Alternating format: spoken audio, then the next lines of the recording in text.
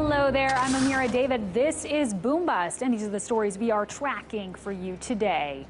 Well, Britain says no to the European Union, throwing the world's largest economic bloc into an era of uncertainty. I've got details on the major fallout in markets across the board coming right up.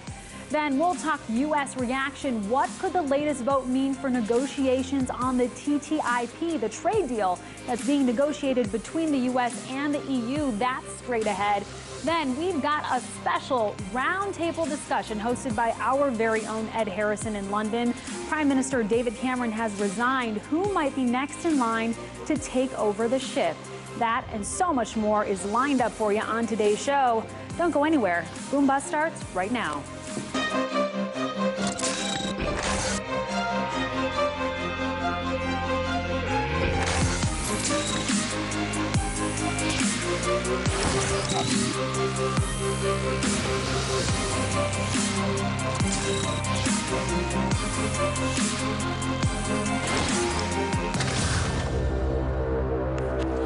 June 23rd, 2016, that's the day that will be etched into history forever, the day that millions of Britons went to the polls and rejected the status quo.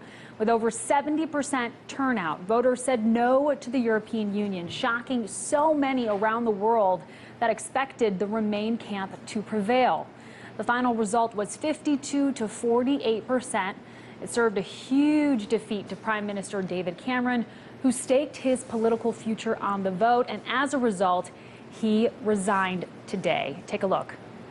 I fought this campaign in the only way I know how, which is to say directly and passionately what I think and feel, head, heart and soul. I held nothing back.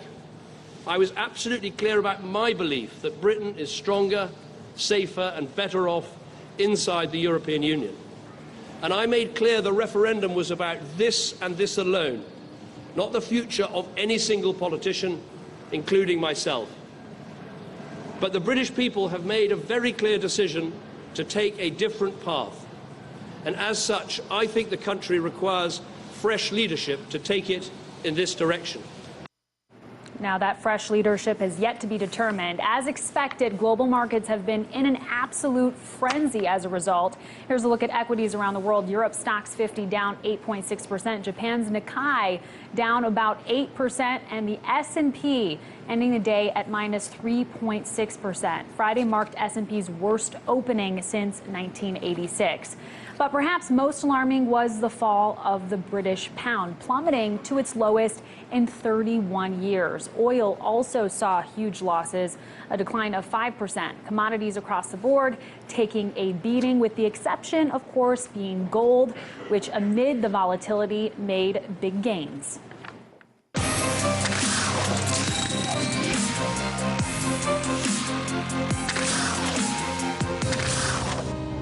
All right, to get more insight on market impact and potential fallout, I want to bring in our very own Ed Harrison, who's been tracking this story for us from London. Ed, what I find so interesting is that despite the polls being neck and neck up until this point and the uncertainty, of course, that brings, in the days leading up to this vote, markets were rallying, and we spoke about that. I mean, why do you think they have been so complacent?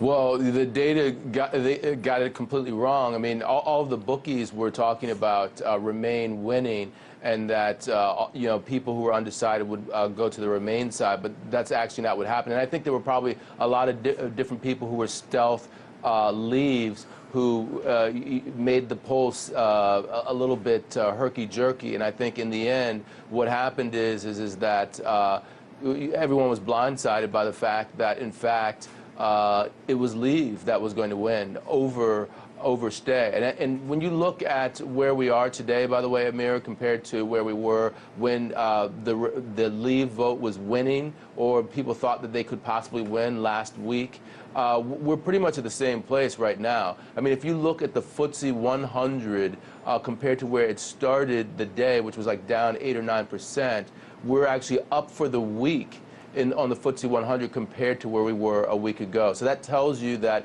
the impact, even though it's been somewhat severe today, has been relatively muted compared to where we were a week ago. All right, well, let's talk about currency. We know that the pound has just plummeted, but what's it looking like for currencies elsewhere? Yeah, so I think when we look at the currency effects, I'm looking in particular at the Japanese yen. Let me go through some of the majors that are important. The dollar's seen a lot of strength across the board against all currencies except for the yen, and that's really like a de facto tightening by the Federal Reserve because of borrowing in the world's reserve currency. So that's negative for GDP growth globally. At the same time, the euro has tightened against the pound, but has fallen off against the dollar. The Swiss central bank has been intervening in currency markets to keep the Swiss from rising because the Swiss franc is considered a safe haven currency. And then finally, there's the Japanese yen, which is a carry trade currency that people use because of the low interest rates to fund their purchases, their debt elsewhere. And the yen has rallied tremendously, almost 3% against the dollar, which has rallied against the pound. So really, if you look at Brexit in terms of what its currency impacts have been, it's really the yen that has had the worst, and that's very negative for the Japanese economy, given Abenomics is trying to get the yen down in order to stimulate some sort of export growth in the Japanese economy. Yeah, the yen has very much been the safe haven asset here. Well, of course, there's a lot of question over how this is all going to impact the Fed's decision to raise interest rates. We know they have another meeting coming up in July, another one in September. How do you think this shifts their perception of a timeline? Well, Janet Yellen said in her press conference after the June meeting that she wasn't, they didn't raise rates in part because of the uncertainty around Brexit. So that tells you they were already thinking about that. So that means pretty much July's off the table now that Brexit has actually happened. In fact, markets have they've switched 100% from a slight possibility of a rate hike in July and September to a slight possibility, somewhere between 8 and 15% of a rate cut. So people are talking about a rate cut. Not only are they talking about a rate cut for the Fed, they're talking about quantitative easing here in the UK by the Bank of England. So, we're looking at a completely different scenario. We're going away from Fed hikes to Fed cuts. Ed, one thing to look out for now, as far as I understand, is a potential referendum from Scotland. So it's not quite like we can just all breathe a sigh of relief, it seems, for markets. I mean, what do you know about the movement towards potentially seeing Scotland secede? Well, yeah, there's been a lot of talk about a second referendum. Alex Salmond, he's talking about that. Nicola Sturgeon, who leads the SNP in Scotland, she's talking about that. The interesting bit is she has said point blank that if there's a second referendum, then we will want to take the euro on as a currency. I think that's, to be honest, I think that's crazy because that's not independence. You'd be in the same situation that the Greeks are in, that the French are in, that the Spanish are in terms of being tied to the German juggernaut. To the degree that the Scots actually want to have a referendum and leave the UK to join the EU, under the euro, that's a straitjacket that will work at odds with the reason that they would actually want to have independence, to have some sort of stimulus, some sort of economic benefit, because they want more control locally, but they also want to have a certain degree of stimulus to their economy, and this is going to be the opposite of that. And I think that ultimately this is going to be one of the big issues going forward in any Scottish referendum. Very much going to be a wait-and-see game. Lots of uncertainty, Ed. Who knows how it's going to turn out. Thank you so much, Ed Harrison, live with us from London. The unexpected Brexit result and pending split between the UK and the EU not only roiled global markets, it also put a big question mark over the relationship between the UK and the US. Now, when President Obama visited Prime Minister David Cameron back in April, he warned that if a Brexit happened, the UK would go to, quote, the back of the queue regarding trade. Will he now change his tune? RT's Simone Del Rosario joins me with more U.S. reaction. Simone, a lot going on here. Now, we do know that President Obama from the outset said this was a very bad idea. As I mentioned, he warned against doing this. What has he said today? We are certainly noticing, as you said, a change in tune, a change in tone with him. In fact, a couple of hours ago, he was speaking at the Global Entrepreneurship Summit in Palo Alto, California. He said that while the UK's relationship with the EU has now changed, one thing that has not changed is the relationship between our two nations. He also released a statement on White House Twitter. I believe we have that to show you, where he said, quote, "The people of the United Kingdom have spoken and we respect their decision." He goes on to say, the United Kingdom and the European Union will remain indispensable partners of the United States. These statements stark contrast to almost the threats he was making before earlier, Ameera, back in April, when, like you said, he warned that the UK, if they went for a Brexit, would have to go to the back of the queue when it comes to trade agreements. To Obama, you know, he's trying to create this legacy and he's trying to hammer out these huge trade pacts. And he'd rather put a lot of emphasis on a major trade bloc like the EU rather than spending any time dealing with a trade agreement with the UK. Yeah, and what's interesting is that they're both leaving office around the same time. Who would have thought that? It certainly does raise questions. You mentioned trade pacts. It raises questions on the impact of all of this, specifically on the TTIP, and that is being negotiated right now between the U.S. and the EU. Has anything been said about that? The only difference right now is that we'd be dealing with 27 member state instead of a 28 member state at this point. Look, it's going to take years for the EU and the UK to be able to hammer out the details of this divorce, if you will. Who knows what that agreement's going to come to and what their trade agreements are going to look like. I don't expect the EU to actually be too hard on the UK, but also not too easy. They don't want to encourage almost other nations to follow suit. As far as TTIP goes, this is the trade agreement with the US and the EU. It's actually really not popular in either the EU or the UK. It's highly deregulated, and in fact, a lot of people in the UK made TTIP as a case for Brexit. Right. The problem with that concept, though, is the UK was actually more bullish when it came to TTIP than other leaders in the European Union. So if TTIP is out for the UK, you could see the US and the UK get a trade agreement that is actually more aggressive than TTIP itself. That, of course, depends on who takes over as Prime Minister now that David Cameron is out. Either way, though, regardless of who's in charge, it sounds like right now the U.S. is ready to deal. Yeah, so you could potentially lose some strong voices in the debate. Other politicians today are weighing in on this, not all of them on the same page as President Obama. What can you tell us about that? We'll start with who is definitely on the same page as President Obama, and that's, of course, Hillary Clinton. It's almost like the same team wrote statements for the two camps. She released a statement on Twitter saying, quote, "We respect the choice the people of the United Kingdom have made.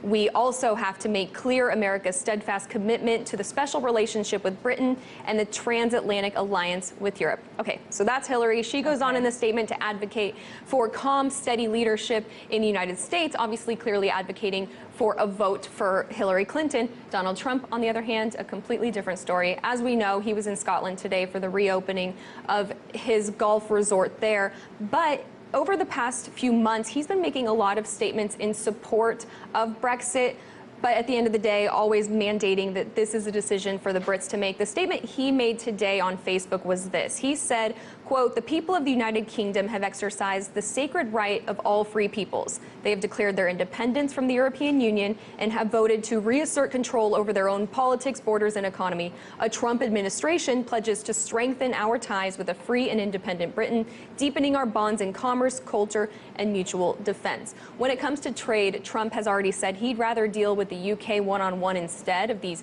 huge trade pacts. And a lot of analysts are starting to see stark similarities between the Brexit and the Trump movement. It's about a group of people that are tired of the status quo, tired of playing it safe, have a desperate desire for a shakeup. Trump says America is next, and I think that when you think about Hillary advocating for calm, steady leadership, Trump advocating for a shakeup, that's really what we're looking at in November. Yeah, it's clear that he's trying to use this as an opportunity to show and to reiterate that he is anti-establishment and that the same thing can and should happen right here in the U.S. All right, Simone Del Rosario, thank you so much for that reporting. Time for a quick break, but stick around because when we return, we'll talk about what a British exit from the EU could mean for the region's ongoing refugee crisis. Then we've got a special roundtable discussion hosted by our very own Ed Harrison in London. They will tackle multinational investment in the country. What kind of impact can we expect there? That's on the other side. Stay with us. And as we go to break, here are the numbers at the closing bell.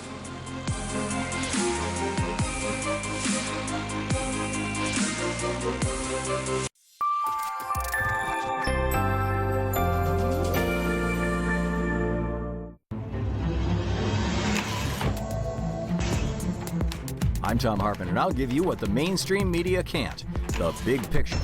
There's been no charges filed against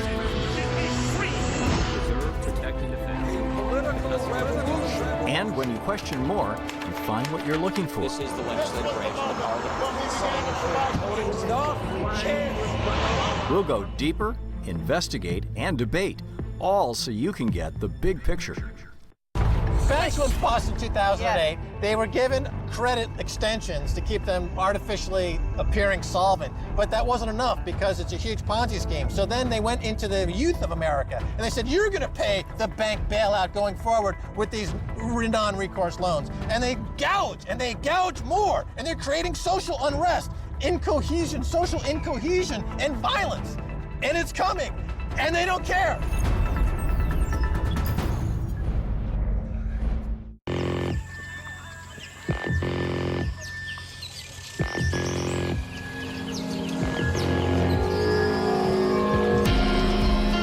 Découragé quand on dit qu'il sort école. Ah, qu'on sait quoi là, on a zéro, qu'on sait quoi là, ah, toi ça qu'on dit quoi là, on dit quoi. La Centrafrique est là. Vous voyez en rouge, ça c'est le centre de l'Afrique. C'est pourquoi on appelle Central Africa Republic. Il faut une boum vers ego y wara darasili. Ay kalara qui plianza. Qu'un enfant de 8 ans, 9 ans, 10 ans dise avoir tué quelqu'un ou assisté sur le champ de bataille, il y a toujours le mort. Donc on peut avoir la conviction, oui, il a tué des gens. Il dit jamais, il dit que tu me vas prendre du chabo, mais il dit non.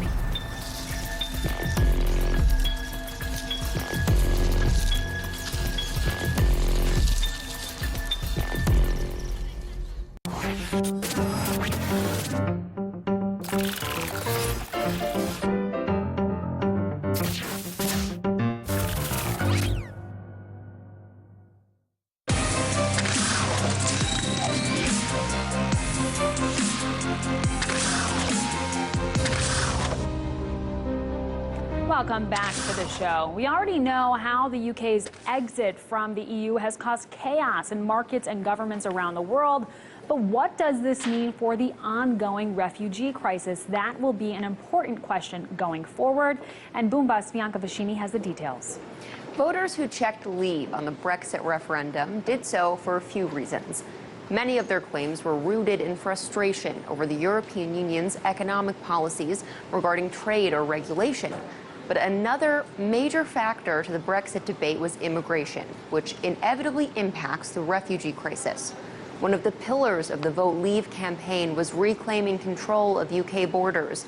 The campaign website argues low-skilled EU migrants can often deprive British citizens of jobs in the low-skilled end of the labor market, and claims migration accounts for 1/3 of the deficit in total housing and undoubtedly puts pressure on public services as a whole.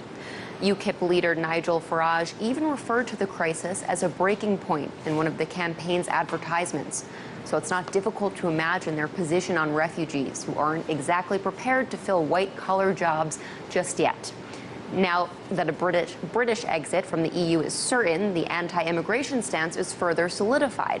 But that leaves the future of refugees in the UK unclear, and it's concerning human rights groups. A spokesperson for Asylum Aid warned the desperate men, women, and children in Turkey, Greece, and Calais will not disappear in either case, and nor will our long-term need to cooperate with the other rich, democratic nations to provide them with credible and humane solutions. The UK currently hosts a little over 100,000 refugees. There's no word yet on how the Leave Party will push their refugee agenda, but it will undoubtedly make it harder for the EU to deal with it as a whole. All right, and to talk more about the fallout, our very own Ed Harrison hosted a panel discussion from London with two RT hosts who have been closely tracking the situation unfolding in the UK. Ed Schultz of RT America's News with Ed and Afshin Rattansi from RT's Going Underground. He first asked Afshin for his thoughts on when Prime Minister David Cameron made that painful decision to resign. Take a look. Well, it certainly caught the press by surprise. I've gotten mud on my shoes because I've been outside Parliament all day. They're all asking very strange questions, irritated by democracy. I mean, there's no doubt that there's a feeling, no doubt also shared by Cameron as he was deliberating on his resignation speech, that we don't want these unwashed working class people outside the elite of London having a say in this. So the shock is palpable. I can imagine David Cameron, I mean, we should talk about issues, not personalities, must have been saying, I think it was probably on the spur of the moment myself. I think he'd be thinking, you know what, forget it. You mean you don't think when President Obama was standing next to him that he was thinking, you know, if you can't pull this thing out, I'm out of here? I mean, it is really a shocker to the market. The market really started to move. The pound started to go down when this announcement came out. But I think also politically, he knows that he is going to be somewhat inept. I think there's a level of patriotism in what he did today. But he also is challenging his party. Okay, you won, now you do something about it. And if you look at the way this vote came down, it's the working class that supplied the energy for the Leave campaign to be victorious. Now, the interesting dynamic in all of that is that the Leave Party isn't all about unions. They're not all about better wages. But they are what's threatening to the working class, and that's immigration, and they want to do something about it. So I think the political landscape and the aftermath of this is that the Conservative Party is going to have to move on some immigration issues and secure the people that voted them over the top, the working class, that they really are going to do something about it. And I think that's where we sit today. I'm not sure it is immigration, though. I got to just say, and also in the aftermath of this, the Calais refugee camp, one of the largest just across the Channel, the French government immediately said, we have a deal with England over this. It's going to have to move to Britain. In fact, of course, there'll be more immigrants from Europe in this 2-year stasis, strange period before Britain finally exits the European Union. You know, how much of this is economic policy? I mean, because this is what Bernie Sanders was saying, and to me, it has a lot of resonance. Basically, he's saying that, you know, the economic policies of the developed economies in Europe, in North America, they've been disastrous. Average wages have not been going up, and people, you know, they're like, wait a minute, who do we blame for this? And this referendum is a reflection of they blamed the EU, they blamed immigration. Well, yeah, I think that austerity is happening globally right now, and you're seeing reactions to it, not only in the UK, but in the United States. And people want investment into the future, and they're not getting it. And so you've got some real political movement taking place here, and you've got some very strange political bedfellows that are developing in this new future for the United Kingdom, and which is, there's going to be some crucial decisions coming down. As far as the economy is concerned, that's what's driving all of this. Because viewed by the working class, the immigration that they've had to shoulder. You've got 3 million workers that have come in to the UK that basically are unskilled, they're not unionized, they've depressed wages, it has dried up a great deal of disposable income, which parallels what Bernie Sanders has been talking about in the United States all along. If you're going to have the destruction of the middle class, you're going to have a different society, a have and a have not. So the spotlight and the pressure is now on for the Conservative Party to deliver. What are they going to do about it? How harsh are they going to be in their policies?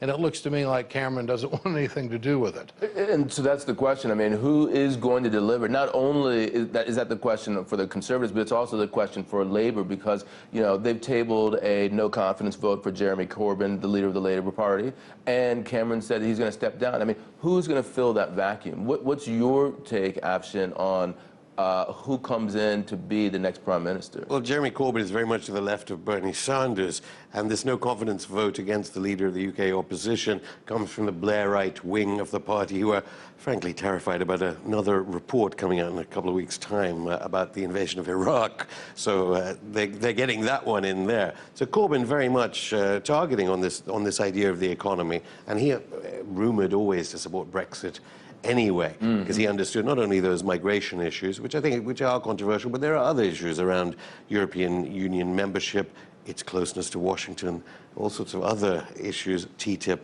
particularly in trade deals such as that, let alone the way the European Union treated Greece in the horrific manner that it created a human catastrophe there. So that's on the one side. As for David Cameron, yeah, I mean, the Conservative Party, everyone says, is now split. There's going to be a ferocious fight for the leadership in that party. But we have to wait and see whether, you know, Corbyn actually survives this from the Blairites. In getting back to Cameron's resignation, 1 million votes? Right. You can find 1 million votes in America in a heartbeat. I mean, it's not like he lost. Biggest country. Yeah. Well, but when you have such an amazing turnout of what happened here, why resign if you've got 16.5 million people who favor your position? 1 million votes tipped him over. I found that to be very interesting. Are you saying it was venality and he thought he could get some nice job or sinecure in some other... Well, he's friends with Obama, multinational. I'm sure that they'll do well in the future. They could set up a consultancy in D.C. That's Obama's right. moving to that house. Their phone bank would be filled on day one. There's no question about that. What's going to be interesting to see now is I don't think that there's going to be much fundamental change between the United States and Britain. 22% of foreign investment for the United States is in Great Britain. There's no sense in stirring up a rat's nest and having that fail by any measure. So I think the ally and the struggle and the force forward to be successful is going to remain. It will be interesting to see where the multinational investments do go in this country beyond the United States from the standpoint, are they going to cut back? Are they going to reduce debt? It's very hard to have a change in the value of your currency and not have it affect unemployment. So this is what the Remains were concerned about, that there would be job loss. The question is, though, how long will the job loss last? And what will the new conservative power do to rectify that? But we could have Keynesian public works. You mentioned all these 3 million immigrants, many of whom staff our public services. Infrastructure is crumbling in this country like it is in the United States. You know, there's a great Keynesian, you know, panacea to this situation. So the rather than multinationals disinvesting. Podemos, which is on the left, you know, Spain is having an election on Sunday. They came out today, they said, we want public works within Europe that is equivalent to 4% of GDP of the Eurozone. So, I mean, there are people who are saying that's what needs to be done. I mean, is it possible that actually Europe will respond by doing that, or are they going to double down on their existing policies, which basically haven't worked? Well, when you're talking about exiting the European Union, you would have to think that they are doubling down. It would seem to me that the next 3 months, this is going to intensify the pressure within some other countries to make a move. You've got Scotland talking about a second referendum vote within 6 hours of David Cameron resigning, and a result of what unfolded in the UK. Even though they voted to remain, that could shift them seeing the light that maybe an independent vote might be better for their economy. Exports clearly will go up for Great Britain, but then what is it going to cost to manufacture whatever you're exporting? So there's going to have to be a balance there. That's where the investment opportunity is going to come in, and I'm sure all of these countries are going to be dealing with that. Yeah, but they're doubling down, as you said, on public works, for instance. They're only interested in debt ratios. The EU parliaments are subject to horrific lobbying by the most neoliberal of economists, who are certainly not going to allow public works of the kind envisaged by Podemos, because they say debt ratios is the one figure we look at for the trading of government bonds for every European nation. That's what they care about. That's all for now. We love hearing from you guys, so tweet at all of us, Edward NH, Bianca Facchinei, Simone_reports, and at Ameera David. Remember, you can see all the segments featured in today's show on YouTube, youtube.com/BoomBustRT. From all of us here at Boom Bust, thanks for watching. Have a wonderful weekend.